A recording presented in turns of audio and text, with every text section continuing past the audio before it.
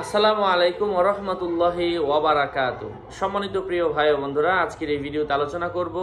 এক বোন প্রশ্ন করেছিলেন যে মোনাজাত অবস্থায় উনি মোনাজাত করছিলেন, ওনার মোনাজাতটা যে কোনো কারণে নষ্ট হয়ে যায়।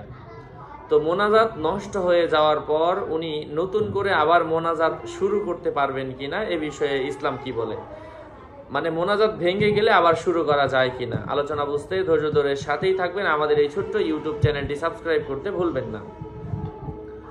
তো এক্ষেত্রে বলবো, কারোর ডিস্টার্বের কারণে, কোনো বাচ্চার কান্নাকাটির কারণে আপনি একান্তভাবে আল্লাহর কাছে মোনাজাত করছিলেন, তো সেই মোনাজাতটা যে কোনো কারণে যদি নষ্ট হয়ে যায়, অবশ্যই আপনি নতুন করে আবার শুরু করতে পারবেন।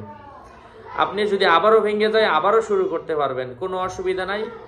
কারণ হচ্ছে আপনি আল্লাহর কাছে চাইছেন, আপনি অন্য কারো কাছে চাইছেন না। একমাত্র দেওয়ার মালিক হচ্ছে আল্লাহ। এই জন্য আল্লাহর কাছে চাইছেন। এখানে কেউ বাধা দিয়ে আছে, কেউ দাঁড়ান হয়ে আছে, কোনো ওয়ে হয়ে যেতে হচ্ছে আপনাকে, বিষয়টা কিছু এমন কিছুই না। এই জন্য আপনি অবশ্যই আল্লাহর কাছে দোয়া করবেন, আল্লাহর কাছে চাইবেন, আল্লাহ পাক আপনাকে দান করবেন ইনশাল্লাহ। আরো আপডেট পেতে আমার সাথেই থাকবেন। সুস্থ থাকবেন, ভালো থাকবেন। আসসালামু আলাইকুম ওয়া রাহমাতুল্লাহি ওয়া বারাকাতুহু।